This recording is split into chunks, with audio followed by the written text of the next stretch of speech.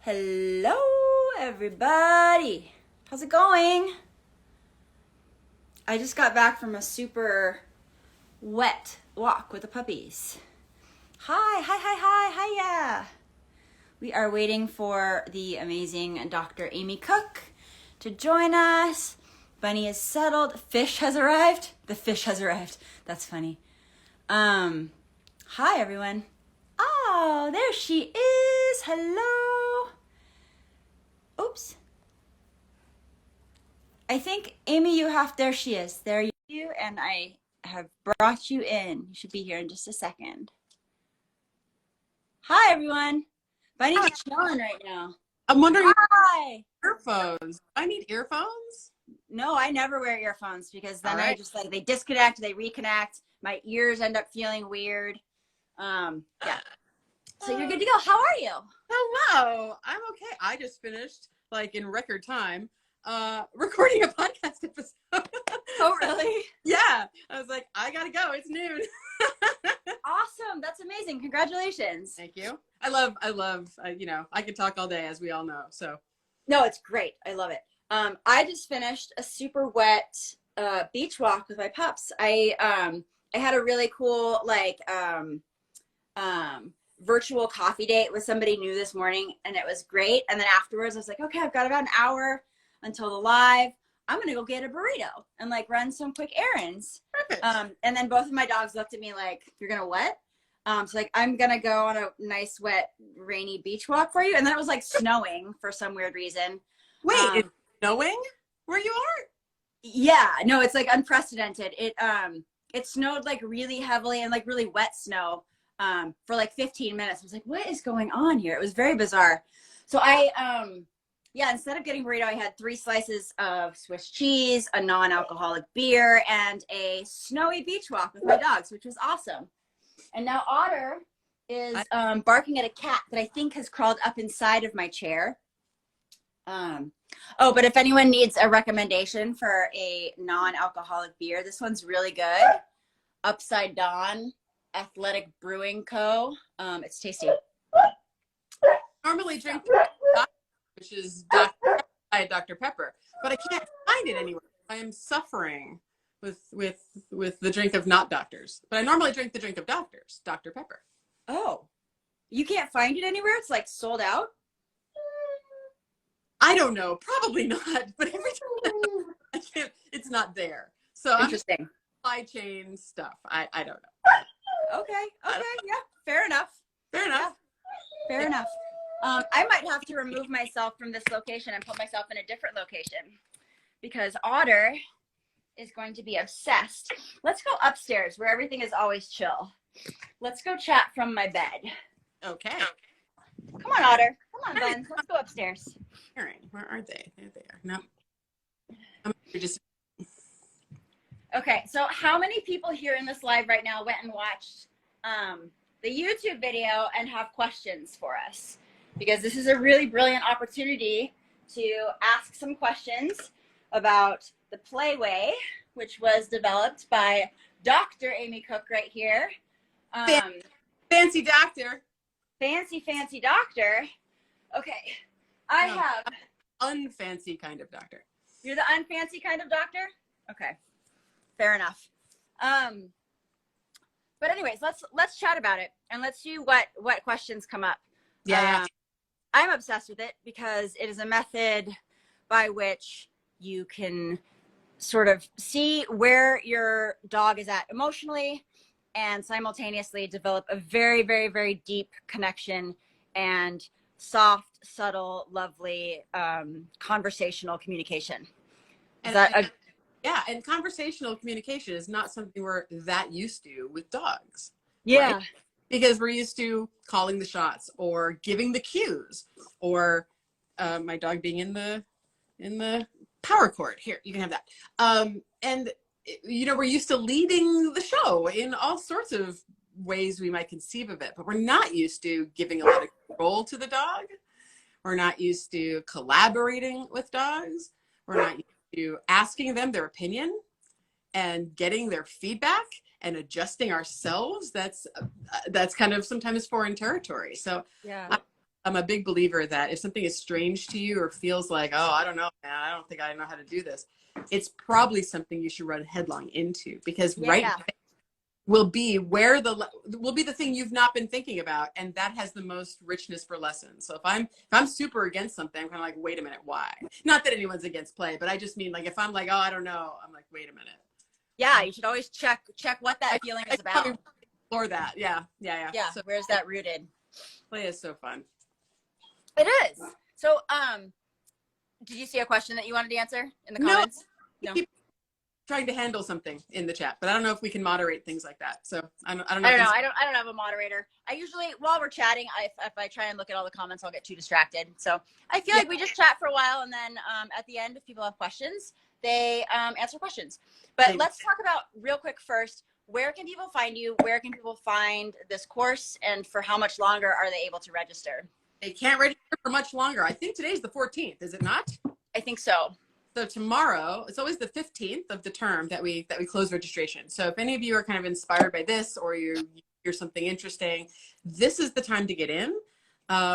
It's not to get a working spot. You would get an auditing spot. That's what's available right now, but it's unlimited, so you're all welcome. And I highly suggest that anybody who wants a working spot in the future, or even if they wanted one now, or they want my direct coaching, I highly suggest that they take it at bronze first, for two reasons. One is that you might not need it at gold after you take it at bronze. You might just have a great run and get it, and it all kind of is wonderful, and you don't need the extra expense. But also, what tends to happen is that gold is a lot of pressure. Gold is a lot of information to you, and it's a lot to read. And I'm talking about things that are very uncommon in dog training. I'm talking about consent. I'm talking about giving your partner power. I'm talking about things that might brick your brain sometimes a little bit. And having a first pass where you just get to read that and kind of ponder these ideas and watch people learn and see what you think about it and sit with it is setting yourself up to do a good gold spot if you do decide you want one later. People who gold at working spots and have never really heard of me, but it sounds interesting and they've read about it and they want to do it, are often like, wow, this is a whole lot to take in. So yeah, I feel like I was just going to say that I feel like most of my favorite classes and courses I've ever taken are worth taking twice. I love them the first time. The second time around, I always get so much more out of them. And I'm seeing a few in the comment section, some questions for people who joined late. What is this? What are we talking about? We're talking about the Playway. What is it called in FDSA? The Boogeyman. Dealing with the Boogeyman, the Playway, because it is where I developed the signature, the Playway. It wasn't, that class didn't have any play in it when we started it. I developed the method through being in that class and giving every new student, every new batch of students more play to do and seeing what would happen, and giving them something else and seeing what would happen. And this whole thing really exists because so many people just said, sure, I'll try it. I mean, what's to lose? And because I couldn't really say it would help. It might've been a bust. And so the early classes were the proving ground of it. And so the class is called Dealing with the Boogeyman, but you'll see the Playway as a subtitle or as a secondary title at the Fenzi Dog Sports Academy. Awesome. And yes, just so if anyone didn't catch it, it's available for registration through tomorrow. The 15th is the last day for this term. Would highly recommend. Now that we've gotten that out of the way, we're going to talk a little bit about what it is and why it's important.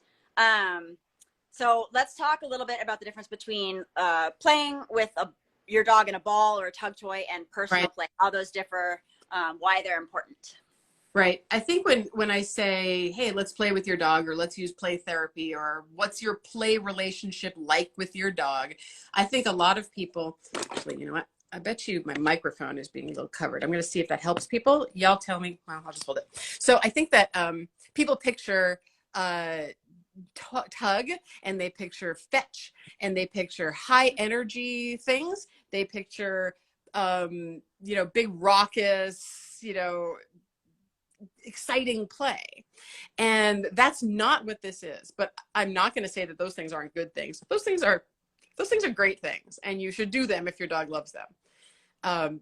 But play in my system, Playway therapy, is a specific kind of play that has different aims. So there usually aren't any toys in it, although sometimes we have them if your dog needs a target for their mouth, if they're a little mouthy or they're young or they're, shepherdy and shepherds are tidy and all of that. We'll use a toy sometimes as a help there, as a pacifier. But the aim of this kind of play is to get a conversation going from equal footing, and that's mutually enjoyable. Both of you think this activity and this kind of interaction is silly and fun and light, and you like it, like how dogs play with each other in the living room and they're just kind of jaw sparring and snorting and loose body wrestling. They don't get to do that with us very much or ever. And so when we engage in that, we open up the ideas of conversation and honoring their boundaries. And if they said no, we take no. And if they suggest something else, we take it. And that doesn't happen a lot in tug. That we tell them when it's time to tug. We tug back. We get it back. It's very driven by us. And social play is not. Social play is collaborative. I think that opens a kind of a different door of relating to dogs when you collaborate with them. That's just a very different space to be in, I think. Absolutely. And what I have learned is that it's a lot harder. Play is a lot harder than it is to pick up a ball and throw it and have your dog go after the ball and play with you. I have tried social play with Bunny. She looks at me like I am absolutely insane. I'm not there with her. I want to be there with her. It feels like such a beautiful way to deepen your connection, strengthen your connection, and also have a method by which to communicate with your dog in a potentially scary space. Everything's cool. If we can get silly here, everything's going to be okay. You know? So I think it's a really... Absolutely. It can reassure them that all is well. And also it can tell you as the person that all is not well, actually. And it's not time for you to convince me that it is. I'm telling you it's not. So can we get some distance? Can we go over there? Can we relieve this pressure? Can we do something different? It's what we do with people, or it's what we should do with people. So if I said, you brought me somewhere and I said, I don't know, man. And you gave me, the one attempt of like, no, it's going to be okay. It's really cool. And you tell me a little bit about it. Maybe you help me jolly me to feel a little better. And I say, no. no. Not okay. This is not for me. I want you to say, okay, we can go. And not continue to say, no, it's fine. It is. It's okay. Look at the good thing. Like, don't try to convince me. You're not listening to me. You're not listening to me. Yeah. I'm telling you very clearly, which is why it's so beautiful to be able to develop that back and forth, like true conversational communication, so that it's less one-sided, so that you both have input. You can both listen and play off the vibe and make a decision together versus we're going to do this because I want to, because I'm in charge. You can't demand play. You can't demand someone play with you and get true play from them. I've tried with Bunny. It doesn't work. It doesn't work.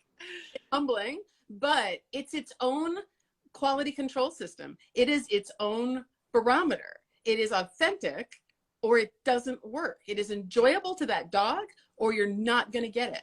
And it holds you to, they're holding you to a standard. They're holding you to, this has to work for both of us or we don't, or you'll get some lackluster thing from me. Like, I'll indulge you, I guess. Here, I'll play with your thing. Okay, am I done now? Are we done? Mm-hmm. That's not play. That's not play. Yeah. Right? And I mean, I'm sure you probably agree with me here, but for me, there's like nothing better than seeing my dogs laugh and smile. It's like the best part of my day, right? So if I can elicit that, awesome. If they're just doing it amongst themselves and I'm watching it, it brings me such joy. So that the power that this has potentially for you to be able to, like, I don't know, mental health for both parties involved, right? I make you laugh, you make me laugh, we're making each other laugh. This is beautiful. This is connected. This is what it's supposed to feel like. And this is the foundation for greater communication above and beyond this. So it sounds like such a beautiful way to build a concrete foundation for like exemplary communication going forward. Because it's holding you to the standard or to a boundary. you know, training is communication as well. Clicker training is clear communication. Giving food at good times and in great mechanics. These are all very clear communications. But they're not necessarily fun. But they're not necessarily fun, and they're also getting not as much feedback from the dog as I would like people to have. Now we have also newer systems of training with start buttons and consent tests and all of that. We're moving toward that as a field. What play does is it says you have it or you don't. It's working or it's not. Your dog is telling you it's not working just by their responses, just by whether they can actually play. And it's a lot like communication. It's a lot like conversations. If, you know, if someone's not into the conversation with you, and kind of doesn't really want to be there, but it sort of has to be there, it's not the same thing as talking with your best friend or goofing off, or and a formal conversation with your teacher is not the same as the in-jokes you have with your best friend. It's different. They're valid. They're all valid, but they're different. And there's something just endlessly amazing about watching dogs play with each other. I could literally just not watch any. I could watch all day and not see the time go by. I love them play. And the more you do, the more you'll see that they have rules about it. They do it collaboratively. And when it's not collaborative, it is not going to work. Someone's going to need your help, or a fight's going to break out, or someone's going to leave. It doesn't work if they both don't have the right tone. They know how to do this. It's just us that we don't. I know, and it's like, I'm a little bit ashamed that I can't get Bunny to personal play with me, because I'm like, yeah, she's got like 100 buttons. We communicate really well. Like, I understand her on a deep level. We're totally best friends. She adores me. I adore her. We do laugh together. But when it comes to play, she's just like, you are too much. You're not enough. You're everything all at once that I want nothing to do with. She literally looks at me like I've lost my damn mind when I try and personal play with her. And I'm like mortified about that. We're going to get there. And I asked you this during our conversation before, but I'm interested if you have any further thoughts on the answer. Have you noticed within certain types of dogs that they are more or less likely to be amenable to this sort of play? Like, are nervous, anxious, reactive dogs less likely to be interested in social play? Does it take them longer? Are different breeds more interested in social play with humans than others? What are your thoughts on that? I do see patterns, but there's always an individual amongst the pattern. So don't think it applies to your dog, listener. But there are ways that people vary that are pretty routine or pretty predictable. And there are ways that dogs kind of come at this in ways that are predictable. There are your dogs that are super forward, are comfortable barreling into your body. They're comfortable taking initiative, comfortable pushing into you, and get aroused really easily and get excited really easily, and are comfortable with all of that. There's that kind of dog, and sometimes that's clustered in certain breeds. You can picture all the forward breeds, that tend to be like that. I think all the bully breeds tend to be pretty easy to play with, but also pretty easy to spike a bit too high from the terrier, influence, maybe. But and then there's the other side of things where a dog is like, I don't want to take any chances with this. I don't really know what this is. It can be because when they've taken initiative before, like in training, they've either been told, don't do that, or it hasn't worked out for them. They wait to see what they're asking, and then they do that thing, right? They're not given a lot of space for initiative. And so some dogs are just, I'll wait till you tell me what this is. I'll wait till you give me a cue or something. And they don't want to risk just barreling into your body, because humans don't like that. So they don't do that. Some dogs are risk averse, or at least interpreted by their behavior. They think they might, and then they're like, I want it to be super clear, or I want to get really comfortable before I can even try this. And all of that is absolutely valid. It's part of their learning history. It's part of their individual difference. And it can be influenced by the breed tendencies that they brought in. If they're super sensitive and tend to be light, like Shelties tend to play very lightly rather than barreling in and throwing their weight all around at you. Sometimes poodles as well can be delicate in the way that they want to interact physically. Bouncing, not mine. but bouncing, eat your face, rather than doing a lot of hip checks and a lot of slamming into each other. Sometimes it's a lot of energy, but it's got a a lightness to it, but Yeah. obviously not all of them. Sure. Size can matter. Like playing with a toy poodle can be a very different experience, right? Yeah. And playing with a Belgian Shepherd, it's a different experience. But however the play comes up, the underpinning of it that makes it play, or that makes it therapeutic play, or the playway, is that it is back and forth collaborated. So I have an idea, what say you? Rather than I'm playing at you, play back. Do some aroused thing back at me. Yeah. We're kind of playing at the same time. I want to see less of that and more of the reading each other's back and forth, so that it's a response game. That's what dogs do with each other. They're reading each other the whole time. They're talking in their language, right? And we're not. And so for the dogs that are needing a lot more confirmation, or for the dogs who, just, I don't know if I want to take a chance on this. It's unclear. So I'm going to bide my time, see what this is. You're just doing maybe a weird show for me. I don't know. Yeah.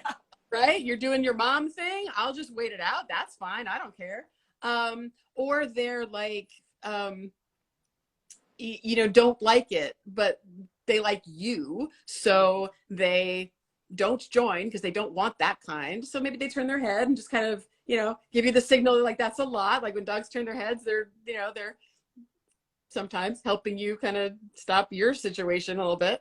Down notch. You're the Yeah, 10, like you're the 3. a lot. If they start to sniff, it's like, oh, you're trying to change this to come down here. That's good feedback. And it's also communication. It's them saying, I don't know about that one. And when you go, oh, I see that, and stop what you're doing and maybe change tacks and do a different style, they might go, oh, I'm a little more interested in this one. That one's a little more promising. They're still not joining you, but they might have their ears up a little more. They might watch you a little more intently. It might be more interesting. And the other ones are like, oh man, I don't. And I got to tell you, you don't know my dogs or whatever yet, but I have a Whippet. I have a black and white Whippet, Marzipan. And she's 10. And so she predates this system. And when I was first, trying it out, of course, you're doing it on your dogs, right? And she was a tough player. And I wasn't getting what I wanted or what I thought I could have, or, that kind of mental space you get in. And it turns out, I learned since then, that dogs can have very strong opinions about how forward you are and how much you are the mock predator.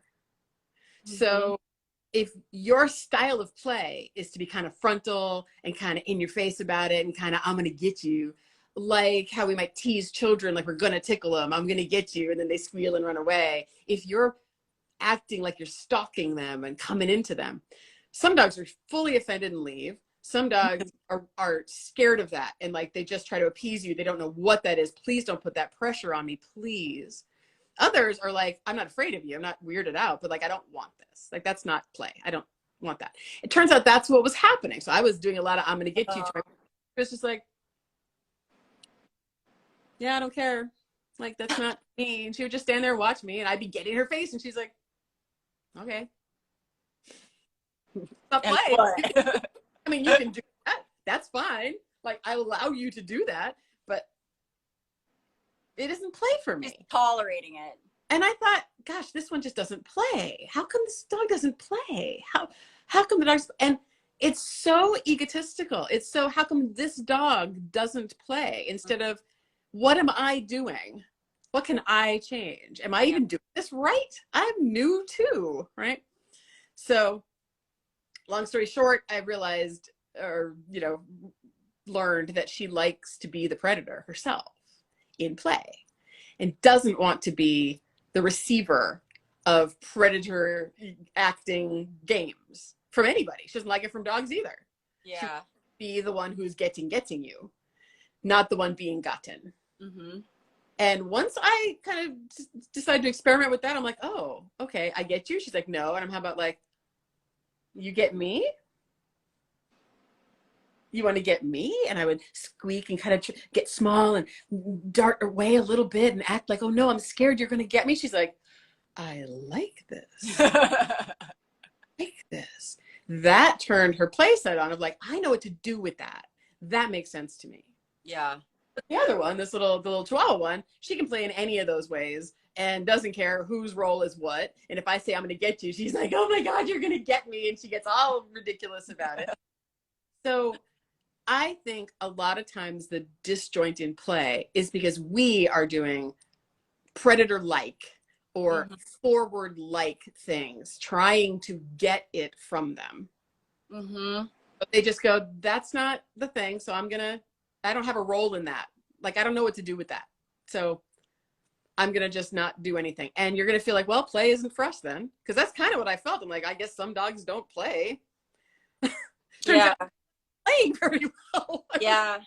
Yeah. See, I've tried to with Bunny. She's always prey. When she plays with Otter, she's always on her back. He's always chewing on her neck. And that's sort of the opposite of what I would have expected from her based on her sensitivity and her personality and her reactivity and all that.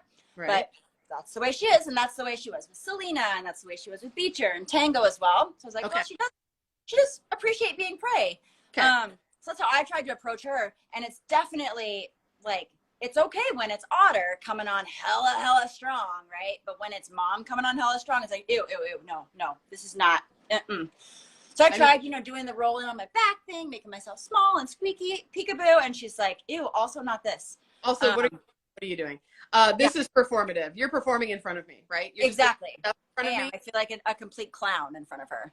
Right. She's like, I see right through you. You are bananas. And also, you're just doing a thing. Humans do all sorts of random things as far as dogs are concerned.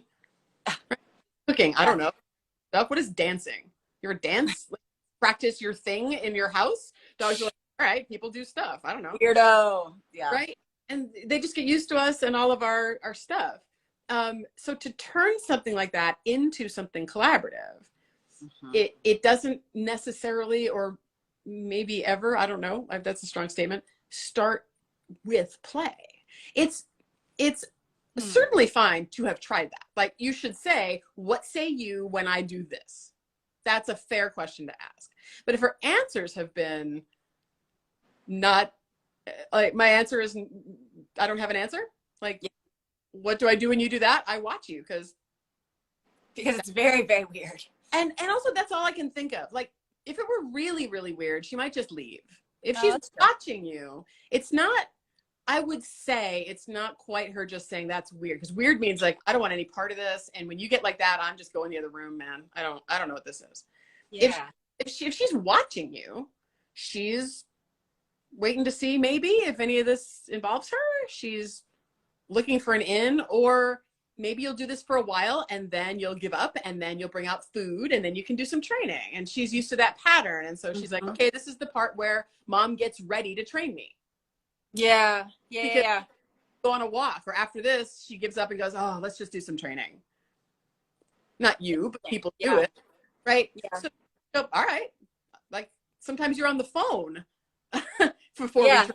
Right. I can watch you do that too, So to get past the stage where they're watching us now and don't see a place for themselves, just passively watching us or in some curiosity, what I want most is the conversation. And I don't care if it came through a classic play move, like a play bow or a bitey hands or a roll over and squeak or anything else I suggest. I don't care if that's what inspired the conversation. I care about the conversation.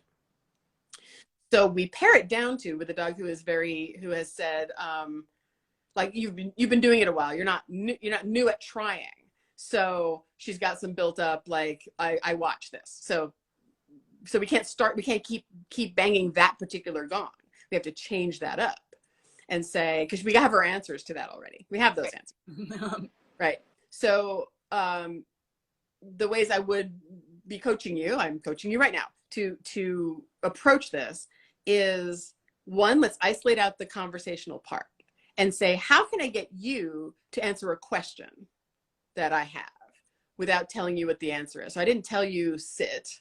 I just opened a door to something you can do. Like, I wiggled a piece of kibble, or I wiggled a little piece of string, or I I don't know, one of a spaghetti noodle. It was really interesting because they look like little toys kind of, but then when they pounce at them, they can eat them. So I think that's great. Yeah. Yeah. Learned that in a seminar. Somebody brought some and I'm like, oh, Really? brilliant. Oh my God, that's brilliant. That's awesome. I never thought of it. I know. Yeah. And we see if we can't get even just both of you in like a sphinx down, or both of you just on the couch or on the bed. Nothing, you're not intending to get a lot of movement or anything. See if you can't get, I do this little tickle piano motion on the ground, or I move a little piece of kibble and you thwack it with your hand. A dog will be like, what are you doing? And they just might thwack you or nudge your hand, shove it, or anything else. And then like, oh, look at that, yay. And there you go. That was one little conversation. Okay.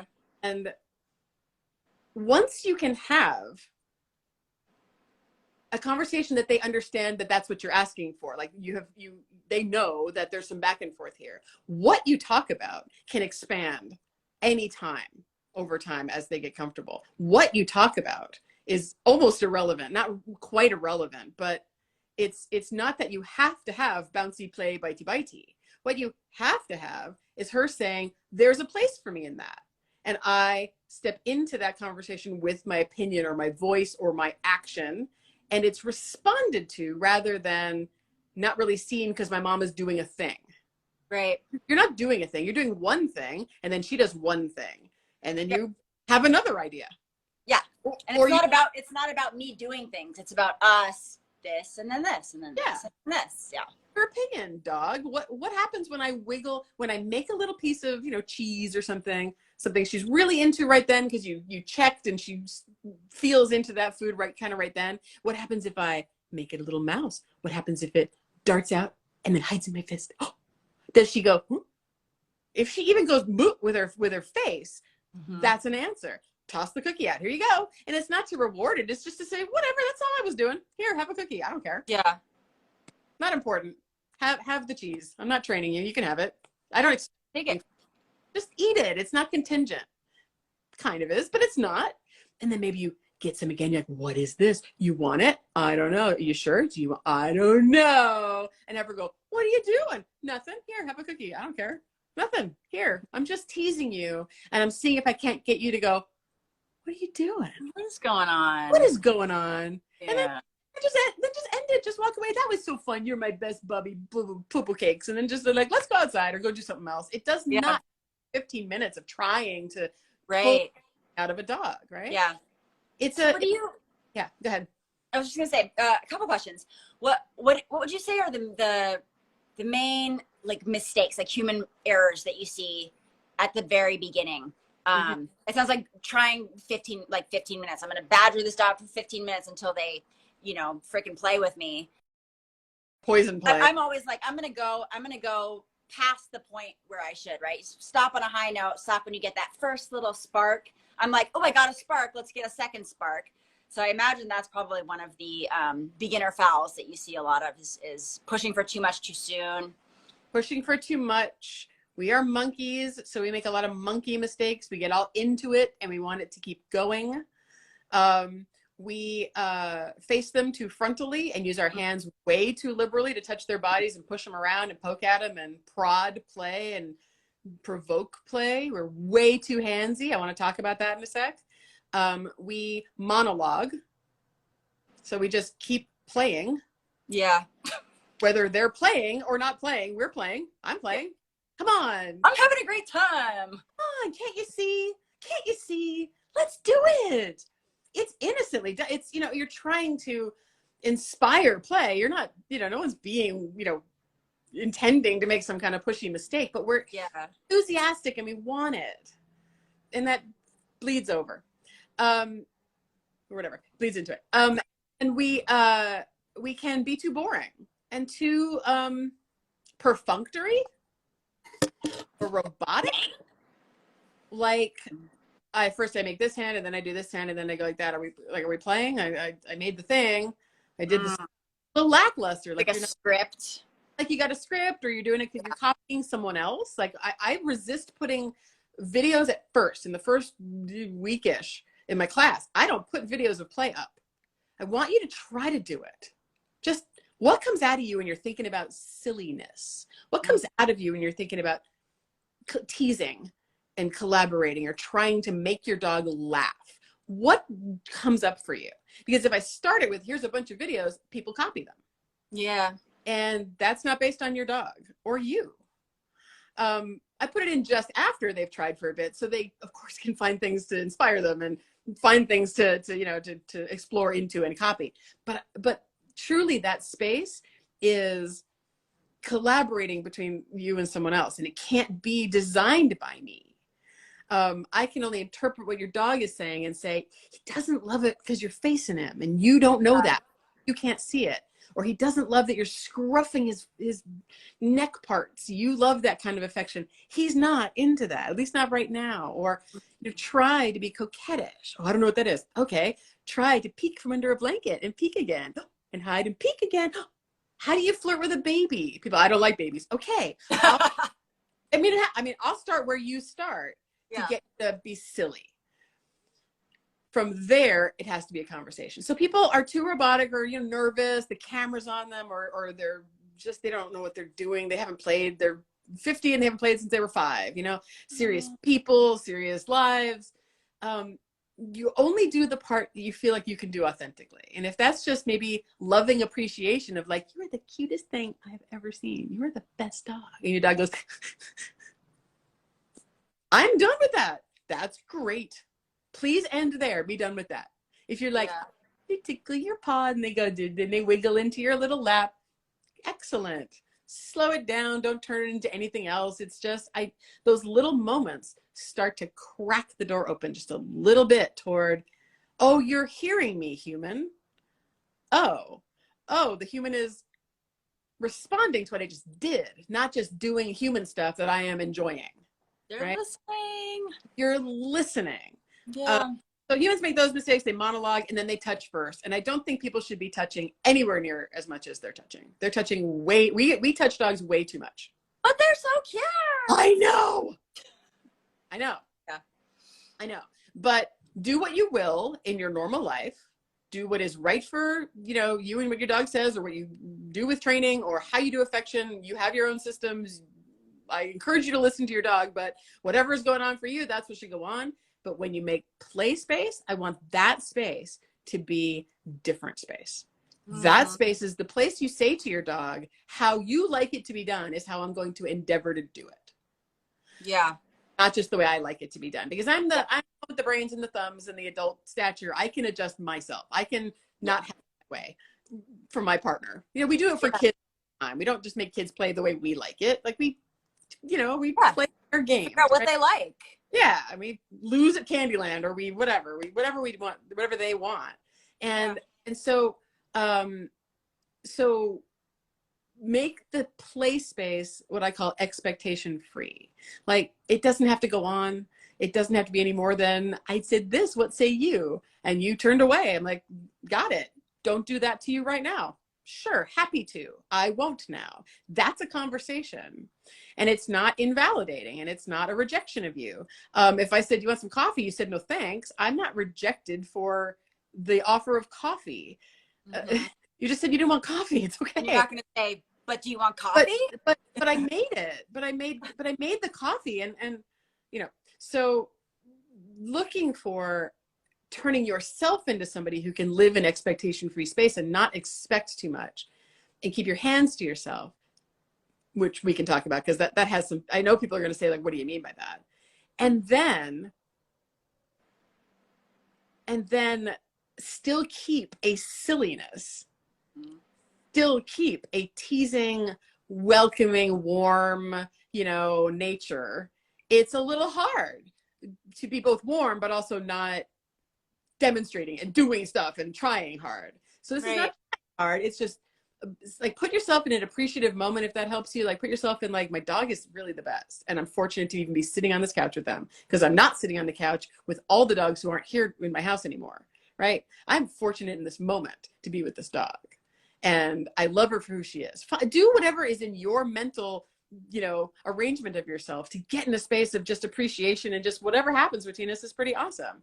Also cute. Also, you're fun. Yeah. From that place, they might be like, yeah, maybe for a sec, maybe I recognize that gesture from you. If we start it from, okay, we laid out the blanket, we put up the tripod, I'm in a play bow, they go, yeah, I don't, what is this theatrical? What are we doing? I don't know what this is. Yeah. So the intimacies are built bits at a time, and it's it's more introspective than I think people understand at first. Oh, I have already noticed that with my failure to personal play with Bunny.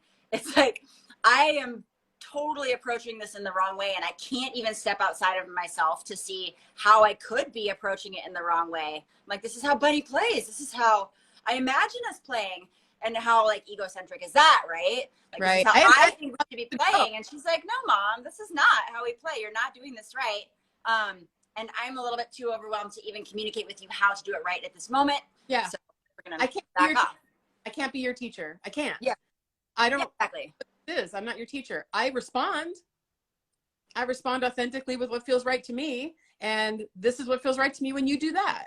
So our job is, okay, that's feedback. Okay. Maybe I don't know what to change. That's what I'm for. Yeah. And that's what all the videos are for. And that's what introspection is for. And that's what stuff is for. But stay resilient and stay, okay, that's feedback. I need that feedback. Mm-hmm. I'm doing it wrong. And sure, she likes to be predated on by other dogs. Mock, for anyone stepping in, that's a style of play that's like mock predator. But maybe that's not okay from people. People do it wrong. People always predate wrong. You grab at my body wrong. You don't listen when I flick my eye at you to limit you. You didn't even see it. I don't want to give you predator privilege because you don't. And I say, stop. Dogs do. My best play partner dogs, they listen. I pretend I'm the bunny and they pretend to get me. And then I glance at them and they see it and they do it less and I get up more. I do that with my people. They never seem to see it. Totally. So I don't want them to be a predator with me. I don't know that one. How about we just do training and petting? Like I like those. I know those. Those are I know easy. those. It makes sense. Right. Now, I'm not saying she has ever said that to you, but it's very reasonable to think that your predator game isn't a dog predator game. Yeah, for sure.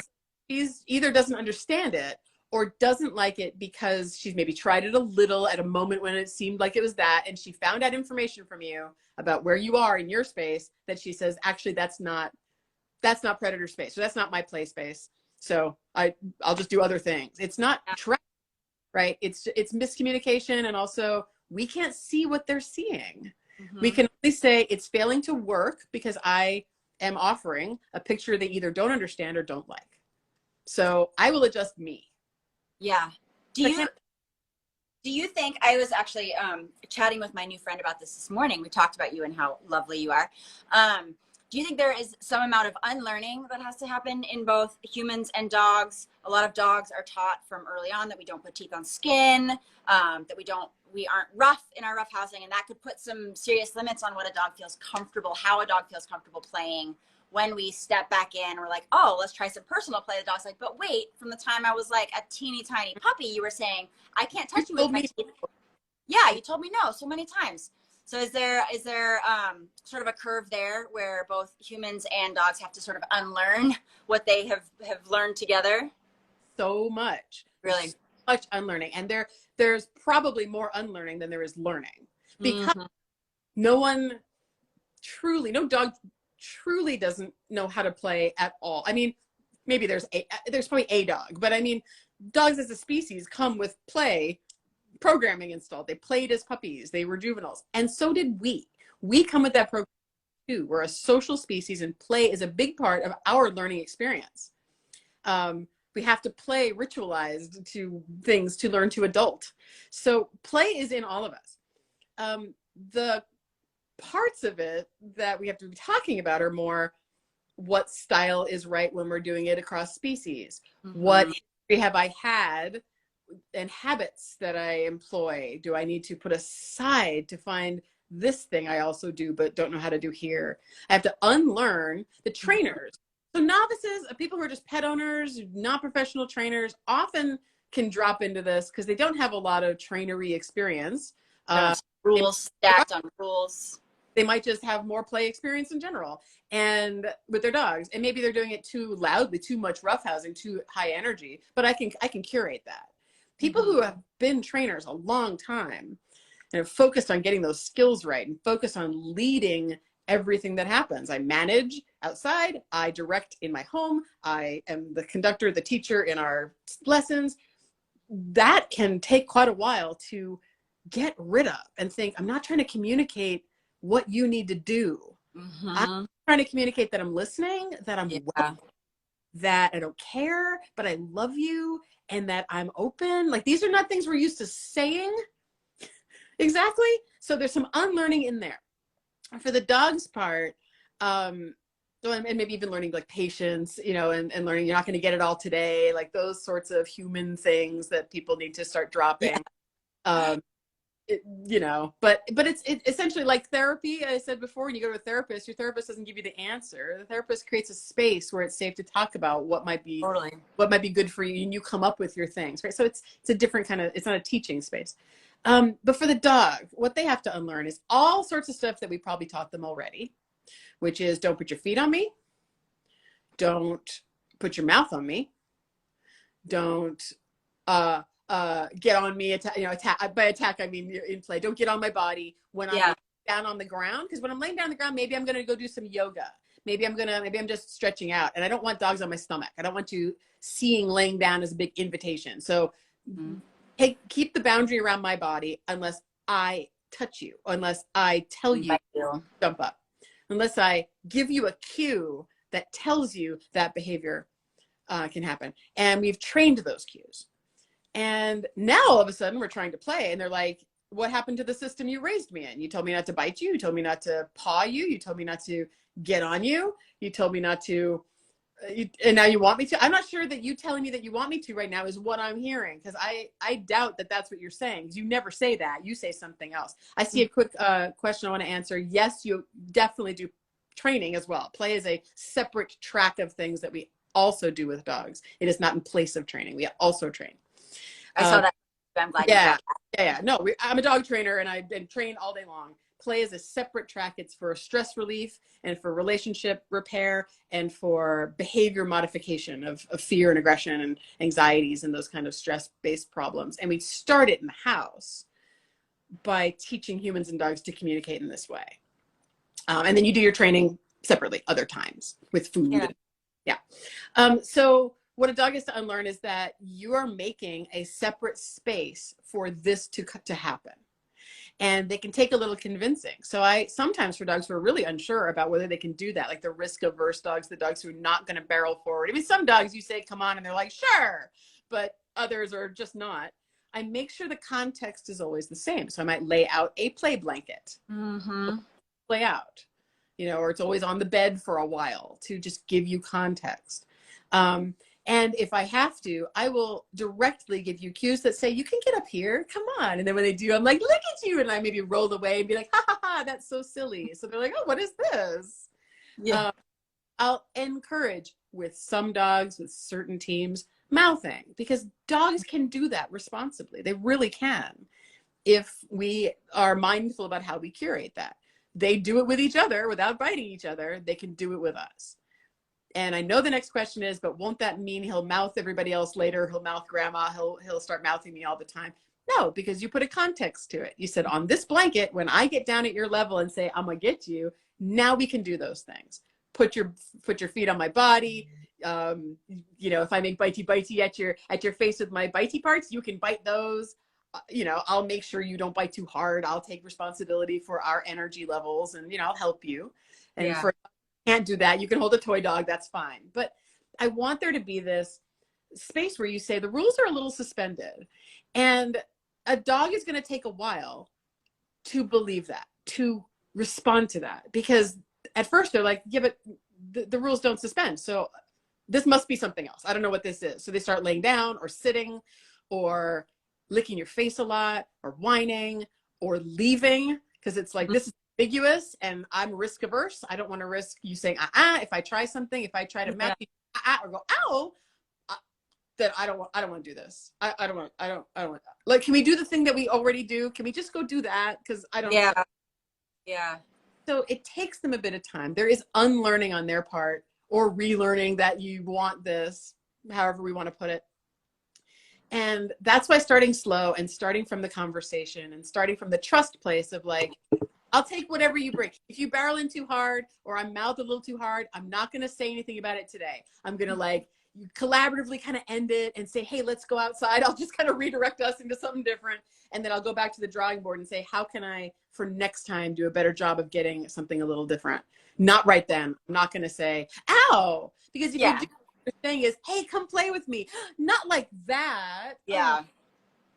I don't want to play with you. That's not a great conversation. Because I just did what you said. You said play with me, so I did. And now you don't like it? Well, don't ask them.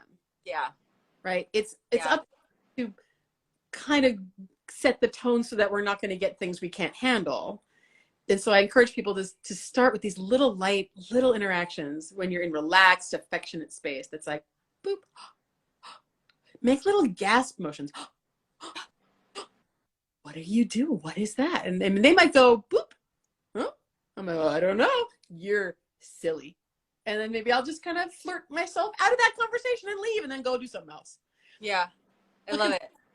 I want the twinkle in your eye. I want the curiosity in their part. And from there, we can build a whole lot. That's brilliant. I am so excited to be able to social play with Bunny. And you and I have been talking about. I can get that. I mean, I think we should figure out how to do this. I think we should. Everyone who's here watching, would you be interested in seeing me initially fail and then eventually learn through Amy's coaching how to play with Bunny, who's very, very challenging to social play with? Is that something that you would be interested in seeing here on my platform? Because I would love to do that. I would love to show you all my successes and failures and the whole process. I think it would be a lot of fun. So let me know in the comments. Okay, we've got a yes. We've got another yes. Subscribe to all the places so you see, you know, obviously you already follow us both or whatever, or follow vice versa. Okay, awesome. So people are really excited to see that. Great. It would be so much fun. And do understand though, everyone listening, and of course Alexis understands that a lot of times that's not going to happen in real time because you can't both listen to your coach and play with your partner at the same time. Also, you can't definitely know you're going to get something to see right then and there because we've set up a session. It doesn't work that way. It's not like training where I can say, turn over your hand and it's going to work. So a lot of the time, it might be something that you and I do creatively. Like we do this, we specifically talk about a specific thing and how to fix it. And maybe that video was already on your feed just before, and then we deconstruct it a little bit or go over something you did, something like that. Because oftentimes live situation play is not available to us. And so live coaching of it is something I do in seminars, but it's because I'm standing right there. I'm also playing with the dog. There's a lot going on. But I think we should, you know,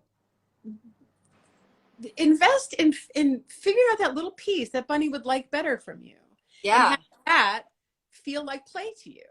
Because right now, the idea of play. And we can probably just edit that entirely into something else, counting as play. And Bunny might go like, oh, this is fine. Like, I want this conversation a lot. Just don't poke me there, or just don't eat. I don't like that. That kills the, or what, you know, whatever it is. Did you say feet? Yeah. She hates feet. She don't despises feet. Yeah. Don't play. Well, no, she hates my feet. Oh, your well, she hates anybody's feet. Yeah. Okay. Anybody's feet. Hands are okay. Front feet are okay. Back feet, no. Back feet step on you. Back feet accidentally kick you. Back feet make noises. Back feet go clomp clomp. Back feet do all sorts of stuff. Somebody said, really want to see failure versus success. Well, I can go like film me with her right after this, and you'll see failure. But yeah, so I also want to be really mindful of your time, and I know there are a lot of questions. So are you comfortable taking some questions for a little bit and just seeing? Absolutely. Okay. All right, so now you can shoot your questions our way. There are some in the, will Bunny play with hands under a blanket? No. Like a kitty cat? Does she play with toys with you? Yeah, she has some balls that she really likes to play with, and she has some tugs that she likes to play with a little bit less. But like, if you kind of wiggle a stuffy, will she bite at it with you? Sometimes. Like wiggle a stuffy? Is that what you said? Yeah, like with a little stuffy, and you're like wiggle, wiggle, then you hide it. Does she like, oh, where did it go? And try to act you or toy? So, no, it's usually a very specific ball. Usually if it's a stuffy, she'll like, ugh, ugh, and then sort of like back up. Unless Otter's right there, because Otter will play with anything. If I like, whatever, look, he'll play with this brush, as you can see. He'll play with these AirPods, as you can see. He'll literally, anything I move within like 6 feet of his face is a toy to him. And social play with him is very, very, very simple. You might be able to leverage him and have a little three play. There's no word for that. I tried threesome, that doesn't work. I tried a three-way, that doesn't work. There's no play triangle. Like a play triangle? Okay. Play triangle, right? Like a love triangle, but a play triangle. No, because love triangle's bad. It's like somebody loves somebody and then, yeah. Anyway, we're ignoring a triad. Okay. There we go. We're ignoring questions, so I know. Okay, sorry guys. Bye. Here, I'll look in the little question box. Yeah. What about dogs who immediately start assertively barking? They're probably very confused as to what you're doing and either limiting you or just sparked by that. That's a whole lot. That's what's going on. I would look at your opening invitation. You probably opened too loudly, too energetically, too much like, aha, gonna play. And they went like, oh my God, bark, bark. Or they might just not like the choice you made, and that's their lodging their complaint. So I would change it up and at first maybe focus on a little bit of food play or a little bit of toy play to get them doing something familiar, and try starting just on the couch when you're already lazy with a little invitation so that they're not already like, okay, what's going on? Because they might be thinking, oh, this is or training, and we want to change your setup. Okay. There was a question from a while ago, but since it's been a while since we've chatted about it, do you want to just talk briefly about what Playway is, what it does, and how it can help behavior? Right. Playway is something I developed, a system, a method I developed to help reduce stress in dogs and stress-related behavior issues like fear, aggression, anxiety. And it's the use of social play. So that means you and I are playing with our social selves with each other without the use of toys or food, at least ultimately, in order to relax dogs, to get dogs laughing, to reduce their stress, to build our communication more sensitively. And then I use it to judge threshold to know if I can move into behavior change lessons or not, because it tells us where our dog is in the learning space and whether it's okay to continue. That's how play works. And toys and food won't do that, because dogs will take toys and food at a higher level of arousal and stress and concern than they will play. Play goes away first, and then the others go away. So we play so we get a good measure of how they're feeling. I love it. Yeah. I love it. Let's see. Do you think it's wrong for dogs to not have set boundaries when they're playing with you, as long as they understand when it's acceptable? There's a number of double negatives that I'm parsing out. Is it wrong for them not to have boundaries? Okay, wait. Do you think it's wrong for dogs to not have set boundaries when they're playing with you? Like no boundaries when they're playing with you, as long as they understand when it's acceptable? I would go a little further. I'd be more specific, and I would say it's not that there's no boundaries, because there are boundaries to my play with you. I can't get hurt. I don't want to get hurt. I don't want you to get hurt. I don't want anyone to get scared. There are boundaries. And you might have a boundary around, I don't want a dog walking on my stomach, or I don't want licking on my face, or whatever. Boundaries are there, but they're liberal boundaries. They're pretty much anything goes except for anything that hurts me or scares you, that kind of thing. And so, yes, it's absolutely okay to suspend the normal boundaries of life and your interactions when you're in the play space. And if you're concerned about that, you've got kids, you're not really sure you can really maintain all this context, definitely then only do it in a certain room with a certain hat on, with a certain play blanket, and with a certain invitation that says, game on, game on. All the context. All the context. And then they know, now I can do that thing that we do. Yeah. Won't do it any other time. Also, when you get on the floor with them, you're equalizing your power and your status with them, status in that way. But just like you're taking down the towering over them that you do. And anytime, so that's why I don't recommend playing while standing. Right. I don't think dogs should think you're playing when you're standing. I mean, you can do chasey games and fetch and all that, but not social play. because when you stand, that's school. You're teaching them. Yeah. So I want them to think, oh, she's standing. So the game, game's over. We're kind of done now. And then other people, you can say, remain standing around my dog. If your dog is a little, you're not sure or whatever, just don't have people lay on the floor with your dog because they might misunderstand that that's playtime. Have them sit on the furniture or stand up. I think that's a reasonable kind of middle ground to hit for most. Yeah. So this is sort of along the same lines. I love playing with my 8-month-old Kelpie, but he wants to play bitey face and he hurts me a lot. Tips, because I love wrestling with him, but don't need the pain. And I think this is something that I have a little bit of trouble with Otter with as well, is that even if I start in like a down position with him and we're calm, it very, very quickly escalates to there's that like a shorter sessions, very, very calm, low sort of movements or although sometimes what can happen when you do that is that they just go, play's kind of boring. We never do any of the stuff I like.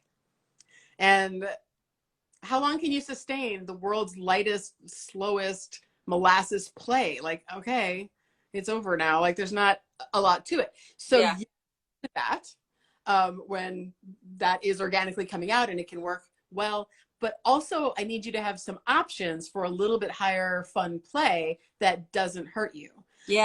Doesn't make your body the toy.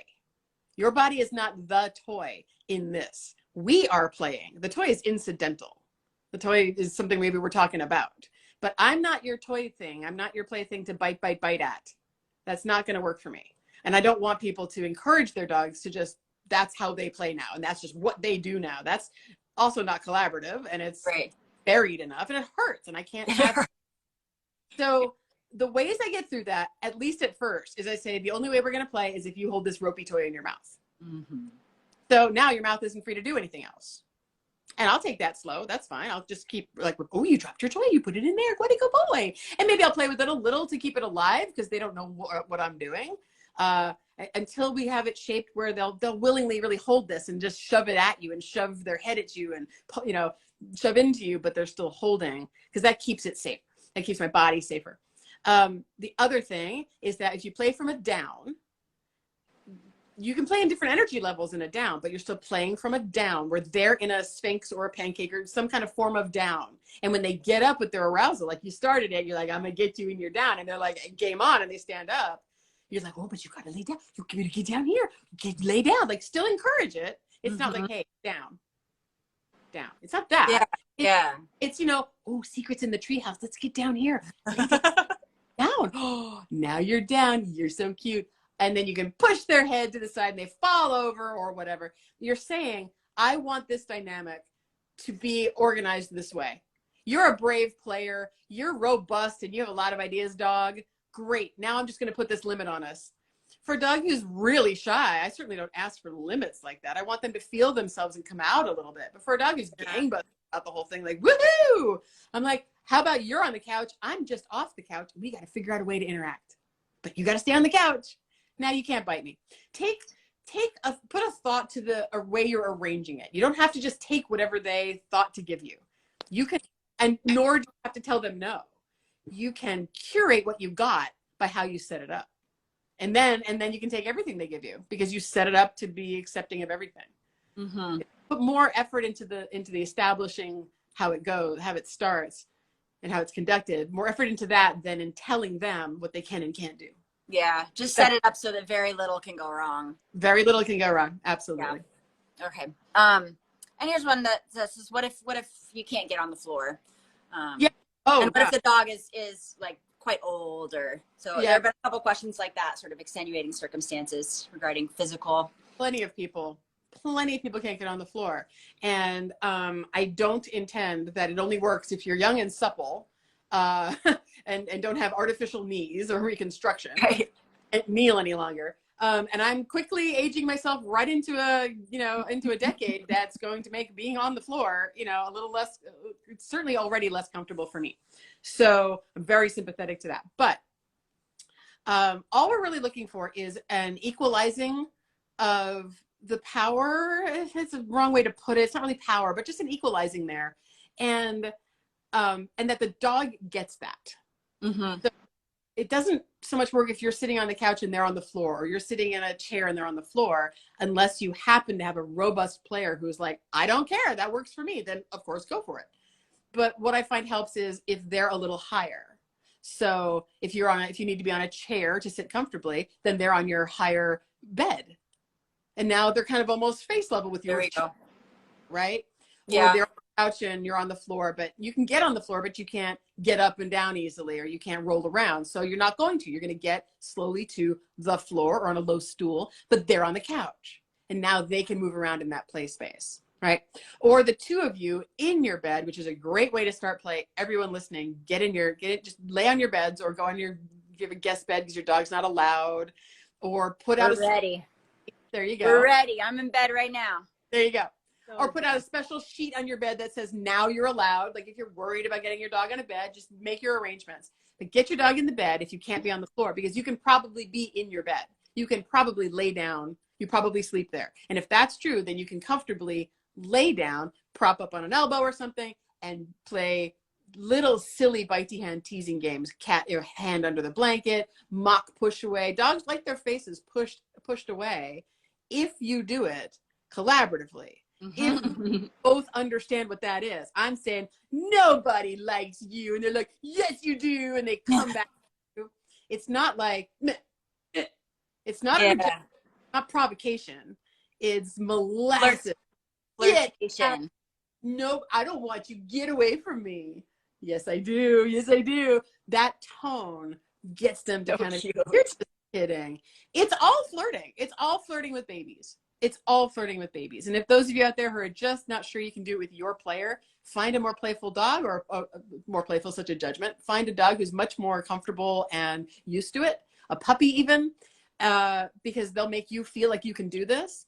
I even want you, Alexis, to explore that with Otter. I don't think your play relationship with him, even though it is happening and working, is explored, because probably pieces of it that are, not conversational, or too aroused, or out of control, or whatever.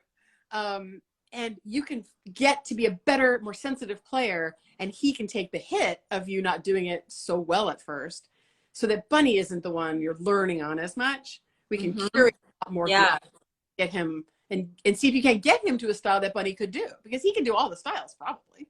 So you can get good at that style through him. I love it. Yeah. And so play on a bed, play with your dog elevated, play somewhere where you're not standing, get as low as you can get comfortably, and get your dog higher, and then you can play. That's okay. it. Oh my gosh, I'm so excited. Just like next level conversation and communication with dogs. It's just so beautiful. And once you have it, you can't go back. I can't go back. I don't want Yeah. dogs I can't talk with like that. It feels like they're not there. I want your opinion, dog. Yeah, I do. I do. I want you to tell me all your secrets. I want you to tell me that you don't like something. I want you to tell me that you're ready to do the next rep. I want you to tell me that you want to do stuff, but you can't. Like you want to, but you're just not sure if you can. Or you can, but you're not sure if you want to. I want all that feedback in my training, and I want that in the emotional system. I want to be a sensitive partner in all senses. Sometimes it's going to go my way and not your way, but it doesn't mean I'm not sensitive to how that impacts you. I know that impacts you, and I'm going to be sensitive to what comes up for you. Yeah. Just like we are with people and with children. We don't just make children do stuff and then make them sit quietly in a corner when we're done. We are all the time, even in leadership of children. We're still helping them adjust to all of that. It's underexplored in dogs because we're so afraid that we're treating them like children. They're not children. Absolutely. We are being respectful. That's what we are changing. Yeah. And I feel like this exploration of collaborative communication can only help us in our relationships going forward with everyone, and everything, not just with dogs, but with everyone in our life. If we're really taking the time to listen to what our animal companions are saying, then of course it's going to cross over into our relationships with humans as well. So it's good for us. It's good for them. It's good for the world. There's no downside to trying this and to exploring play with your dog, because if you don't keep a rigid definition in your head of what you have to get or what you're trying to do, then you are going to succeed.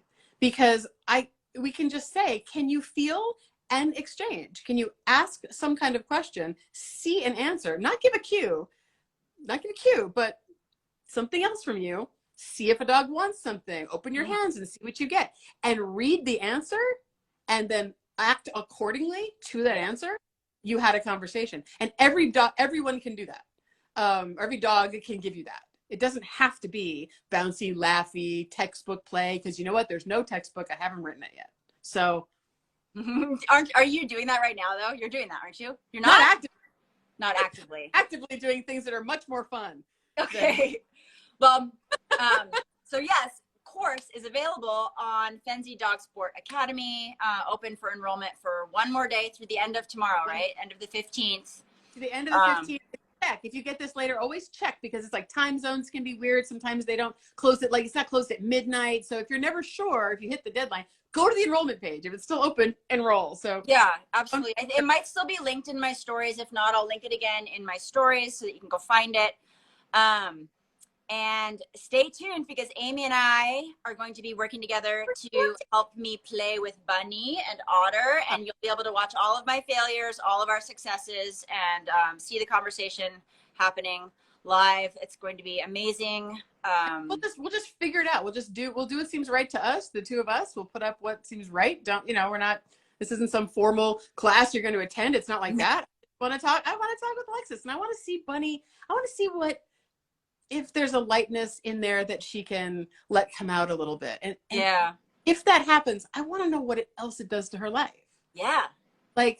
Or to anyone's life, but I think Bunny carries a few stressors around with her that, are understandable, but I'd love to try to see if she can't, lighten and laugh through a little bit. It's in there. No harm.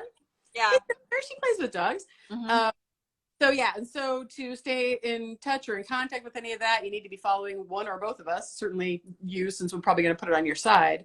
And then to know more about what I offer, what things come up, you should be on my mailing list. Of course, you can follow me here at Dog Geek and at Playway Dogs here on Insta as well, just the business account and the me account, where we put, announcements of things coming up. But being on my actual mailing list through my regular website, playwaydogs.com, is the best way to just know if there's like a different webinar in another platform that I'm putting out, or I was on a podcast or something. Yeah. It goes out. So, follow along. And other than that, let's start deconstructing your conversation. See if we can't make room for her in a way that she feels, that she interprets as space for her. I mean, I'm sure you're giving her room, but I want her to think that that's what it is. Totally. I want that too.